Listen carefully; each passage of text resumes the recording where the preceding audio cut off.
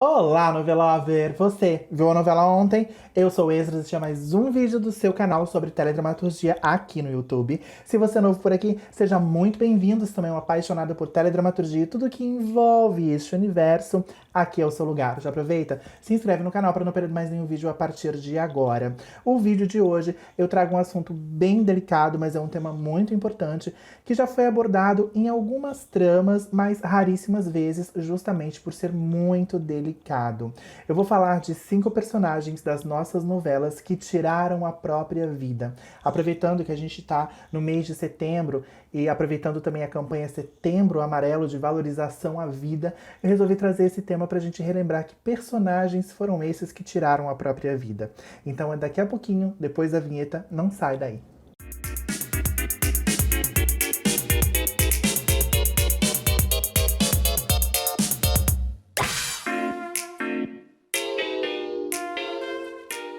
Para começo de conversa, já quero avisar aqui, se você não gosta de spoiler, já pula pro nosso segundo da lista, porque agora eu vou falar de uma personagem de verdades secretas. Então, se você está assistindo a novela pela primeira vez e ainda não sabe como termina, não assista este momento do vídeo. Se você não liga para spoiler de novela, então continua, porque eu vou falar da Carolina, a personagem da Drica Moraes, na novela Verdades Secretas do Walcer Carrasco, que está sendo reexibida atualmente na televisão. O desfecho dessa personagem tão querida, né, que despertou tanta empatia do público, foi realmente surpreendente e chocante, porque a Carolina é uma mãe dedicada e apaixonada pela única filha Arlete, vivida pela Camila Queiroz, que ao chegar no Rio de Janeiro acaba se envolvendo no mundo da prostituição, né, do book rosa.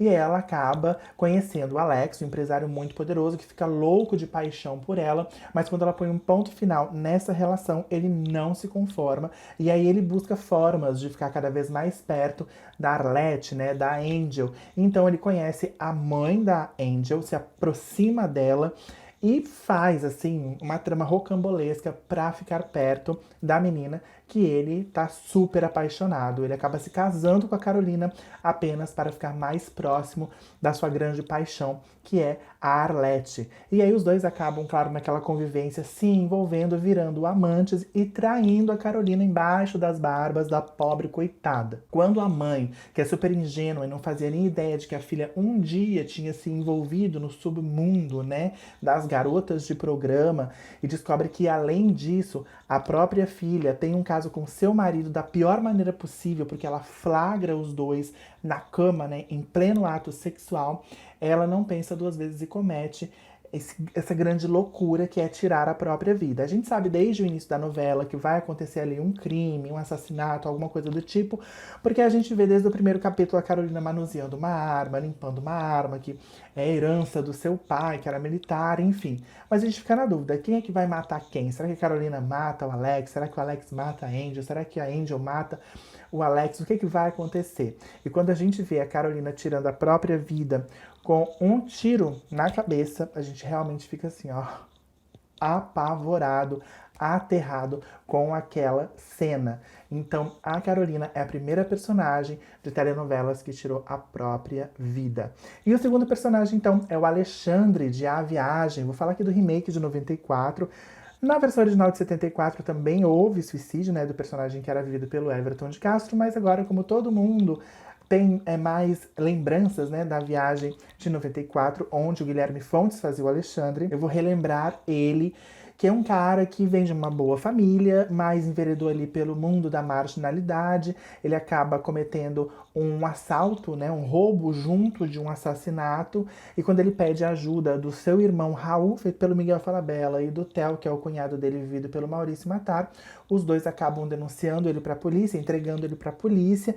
A única que acredita que o irmão pode vir a melhorar, que ele foi vítima de uma sociedade, é a irmã mais velha, a Diná, feita pela Cristiane Torlone, que procura, assim, o melhor advogado da cidade para tirá-lo da cadeia, mas esse advogado, que é o Otávio Jordão Antônio Fagundes, é o melhor amigo da vítima, né, que foi assassinada pelo Alexandre. Então ele quer mais que o Alexandre apodreça na cadeia. O Alexandre, então, ele é condenado e na cadeia, louco de ódio, ele resolve, então, tirar a própria vida para lá do além, do outro lado da vida, ele poder se vingar daqueles que ele acredita que foram os responsáveis pela sua desgraça, né, pela sua condenação. Então, na cadeia, ele acaba tomando um remédio, um veneno, ele acaba lá estribuchado, né, e realmente tira a própria vida, vai para lá no Vale dos Suicidas, do outro lado da vida, e fica durante toda a trama perambulando ali na novela, infernizando a vida de todos que ele acha que merece a vingança que ele preparou ao se suicidar. Então a viagem é um marco por causa do desenvolvimento dessa história, né? De bem contra o mal, de redenção, e de explicar em maiores detalhes, segundo a doutrina espírita, o que acontece com pessoas que tiram a própria vida, como é do outro lado, é inferno, é céu, tem um lugar específico para onde essas pessoas vão, e a gente fica conhecendo através, né, desse olhar da doutrina espírita como que as coisas funcionam. Então, não à toa, diante dessa novela didática e ao mesmo tempo muito bem escrita, didática sem didatismo, muitos telespectadores foram conquistados, né? Então, o Alexandre também é um personagem muito emblemático dentro dessa temática que eu escolhi pro vídeo de hoje, não poderia faltar aqui. O terceiro personagem que eu vou falar vem lá de longe, de uma novela dos anos 70, mais especificamente 1979, uma trama escrita pelo Lauro César Muniz para o horário nobre da Rede Globo chamada Os Gigantes, que foi taxada de depressiva e acabou se tornando uma das novelas mais polêmicas da história da nossa teledramaturgia. E também não era para menos, porque a novela já começou falando de doença, de dor, hospital, tensão, aborto, brigas familiares, processos judiciais e acabou culminando, acreditem se quiser, no último capítulo, no suicídio da própria protagonista, vivida pela Diana Sfati, que era Paloma Gurgel. Era uma mulher empoderada, uma jornalista muito famosa fora do Brasil, que volta para o Brasil justamente para decidir se desliga ou não os aparelhos do único irmão, né, do irmão gêmeo, que está em coma. Então a novela já começa com essa polêmica, assim, com os dois pés no peito. Não dá nem fôlego pro telespectador ter um momento de relax, um momento de relaxamento ali no horário nobre daqueles 1979. Então era uma novela assim bem pesada mesmo. Então ela começa falando de eutanásia e termina com o suicídio da protagonista. Eu imagino quão impactante isso deve ter sido na época, né? Uma protagonista já é impactante quando o protagonista morre, morto por alguém. Agora tirar a própria vida. Então o Lauro foi muito ousado realmente nessa trama. É uma trama que eu tenho muita curiosidade de assistir, que é envolta em várias polêmicas, etc e tal. Mas eu fiquei assim, bem surpreso quando eu soube que essa personagem também tirava a própria vida lá no último capítulo. Outro personagem que também teve uma cena super impactante, lá pelo... não foi no final da novela, mas estava quase na reta final. É o Tião Galinha, de Renascer, vivido pelo Osmar Prado. Não sei se vocês vão lembrar dessa cena super impactante. O Tião Galinha, ele é um pobre coitado, um miserável, que vive de catar caranguejo nos mangues lá do Nordeste, né? Ele sobrevive disso, ele é muito ingênuo. E o sonho da vida dele, que acaba se tornando uma grande obsessão, é ser rico, é se tornar um fazendeiro. Assim como o protagonista da história, José Inocêncio, vivido pelo Antônio Fagundes. Ele tem aquele homem, aquele fazendeiro como um ídolo, como um espelho, onde ele quer chegar até onde ele chegou. É muito sonhador, muito miserável. Ele é casado com a Joana, né? A Joaninha, feita pela Teresa Seiblitz, que é outra sofredora, que ela carrega aquele marido nas costas, tentando sempre trazer ele para a realidade. E aí, nisso tudo, ela acaba se envolvendo emocionalmente com o padre da trama, né? Que é um homem também que tá ali para ajudá-la a trazer esse marido para a realidade, conversa com ele, tenta mostrar que a vida não é feita só de sonhos, que não se enriquece do nada, mas ele põe isso na cabeça e ele acha que, como num passo de mágica, se ele fizer um pacto com o diabo, assim como o José Inocêncio fez, porque o José Inocêncio conta essa história, né, de que ele fez um pacto com o diabinho na garrafa, ele acredita, mas é uma lenda, né, uma história inventada, né, e aí ele acredita nisso. Enfim, acontece alguma coisa na trama que eu não vou me lembrar agora. Ele é condenado injustamente também por um crime, porque ele é um pobre coitado, um ingênuo, e ele é preso. Na cadeia, se vendo ali, completamente sem nada. Ai, gente, acho super emocionante essa cena, e me lembrar me emociona, sabe? Ele já é tão miserável, coloca um pobre coitado dentro de uma prisão. e ele não aguenta, ele não suporta, né? Porque mesmo sendo um sonhador miserável, ele tinha toda a liberdade dele, né? Nos mangues da vida, catando seus caranguejos. E liberdade é uma coisa que o dinheiro não compra. Então ele não precisava ser rico, ter dinheiro para ter a liberdade que ele tinha. Diante de tamanha injustiça e da privação da liberdade, ele se mata na cadeia enforcado em uma cena assim muito forte, né? Ai, e é isso que acontece. Então eu acho que de todas as cenas que eu selecionei para hoje, essa é a que mais me toca. Eu senti uma tristeza tão profunda. O Tião Galinha é um dos personagens mais bem feitos, mais bem interpretados, construídos da teledramaturgia brasileira, na minha opinião, da carreira do Osmar Prado, sem dúvida. Ele brilhou muito com esse personagem e esse desfecho do Tião Galinha é muito doloroso pra mim. Então tá aí mais um personagem que também acabou tirando a própria vida nas novelas. E para fechar essa nossa lista de hoje, eu vou falar de uma personagem incrível, né, que também tem uma cena icônica da teledramaturgia brasileira, que é a vilã chiquérrima e maravilhosa, Laurinha de Albuquerque Figueiroa, vivida magistralmente pela elegantésima Glória Menezes em Rainha da Sucata, de Silvio de Abreu. A Laurinha, era aquela vilã que todos nós amamos odiar, né? Ela fez o que pôde e o que não pôde para destruir a vida da protagonista, a insuportável Maria do Carmo, a tal da Rainha da Sucata. Só que na época a gente adorava Maria do Carmo, né? Hoje a gente vê que todas as vilãs que eram contra as personagens da Regina Duarte na ficção era quem tinha razão. Mas enfim. Só pra gente desopilar aqui esse tema meio pesadinho, a Laurinha, ela era uma vilã elegantérrima, chiquérrima, falida, né? Super falida, uma mulher de família quatrocentona, de São Paulo, que não perdia a pose jamais. E aí a Maria do Carmo era a sua grande rival, a sua grande arqui-inimiga, o seu grande desafeto.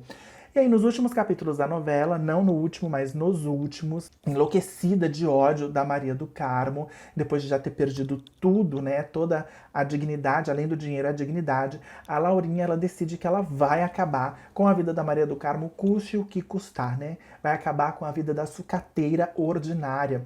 Então ela se veste de branco, linda e maravilhosa, vai a um evento onde a Maria do Carmo acho que está sendo homenageada, ou está dando aquele evento, não me lembro direito. No prédio, na Sucata, que é um prédio, né, uma casa de eventos, na Avenida Paulista, e ela atrai a Maria do Carmo até o topo do prédio, né? E aí, quando elas chegam lá, as duas começam um embate, uma briga, uma bateção de boca, mas a grande armação da Laurinha é realmente incriminar a Maria do Carmo e fazer com que ela mofe na cadeia. Então, nisso, o que ela faz? Ela já vai de caso pensado, obviamente, ela arranca o brinco da Maria do Carmo e se joga do alto, né, do topo daquele prédio, numa cena, assim, muito bem feita, muito realista, icônica. A gente não conseguiu esquecer a Laurinha se jogando pra morte do alto daquele prédio na Avenida Paulista, toda de branco, assim, esvoaçante, maravilhosa. É uma cena muito impactante também e muito bem feita. E fecha, né, o nosso vídeo de hoje, porque eu acho que merecia fechar, assim, com chave de ouro, né? Se é que a gente pode falar isso desse tema. Mas a gente tá falando de ficção, então enquanto no terreno da ficção, a gente pode encontrar beleza, né? Em todos os temas e todas as situações. Mas, de fato, é muito triste ter que falar sobre isso, é uma realidade, é algo que acontece e a gente precisa mesmo prevenir, né? A gente precisa pensar nessa campanha de prevenção à vida, falar de Setembro Amarelo, não é uma coisa que está distante da gente. E aqui, gente, nesse vídeo, eu tô falando de personagens menos óbvios, porque geralmente as vilãs, né, as grandes vilãs, muitas delas ou são presas, ou ficam loucas, ou se dão bem no final, e muitas também, quando não são mortas por alguém, elas se suicidam, né? Geralmente no último capítulo. Então a gente tem alguns casos aqui como a Ângela Vidal de Torre de Babel, a Nazaré Tedesco de Senhora do Destino, a Bárbara de Da Cor do Pecado, todas essas se mataram, se jogando de um penhasco, ou do alto de um shopping, ou de um rio, né? Mas eu não quis trazer essas personagens, não quis falar especificamente de vilãs, embora a gente tenha uma vilã aqui, né? Que não podia faltar, só que ela não se mata no último capítulo, né? É alguns capítulos antes, e essas que eu citei já é no último capítulo mesmo pra finalizar com a história delas. E outra curiosidade sobre esse tema, né, como eu falei, é um tema muito raro, a gente não vê muitos personagens tirando a própria vida nas novelas, porque é muito delicado eu acho que de escrever cenas assim, né, e de falar sobre isso tem que ter muito cuidado. Então, geralmente, fala-se muito em tentativas, né, nas novelas. Tentativas de suicídio a gente já viu bastante. Eu me lembro agora, rapidamente, assim, a minha memória vem a personagem da Letícia Sabatella em Irmãos Coragem, no remake de 95, uma das personalidades dela, que era a real personalidade, que era a Lara, diante daquele transtorno mental que ela tinha, né, de ter várias personalidades, ela não sabe muito bem o que acontece com ela, e logo nos primeiros capítulos, não sei se no primeiro ou no segundo, ela tenta tirar a própria vida, né, cortando os pulsos e tal. Outra coisa sobre esse tema também, que é uma curiosidade que eu acho interessante, na novela Perigosas Peruas, a personagem adolescente, Tuca, vivida pela Natália Lage, ela tentaria também suicídio, né? Estava na sinopse original de que a menina tentaria, e falar sobre suicídio entre os adolescentes também é muito importante, que é um índice muito grande, mas a Globo achou que seria um tema muito pesado para uma novela que se propunha mais leve, mais cômica para o horário das 7, e fez o autor Carlos Lombardi tirar essa história da sua sinopse, então não houve essa cena em nenhum momento na novela. Eu espero que vocês tenham gostado, apesar do tema não ser leve, né, mas é importante. E se você gostou, já sabe, deixa seu like, compartilha esse canal com quem gosta do tema, comenta bastante aí embaixo. E se você gostou desse vídeo, se você gosta do tema também e ainda não for inscrito, se inscreve no canal e também me segue nas redes sociais. A gente se vê no próximo vídeo. Um beijo, tchau!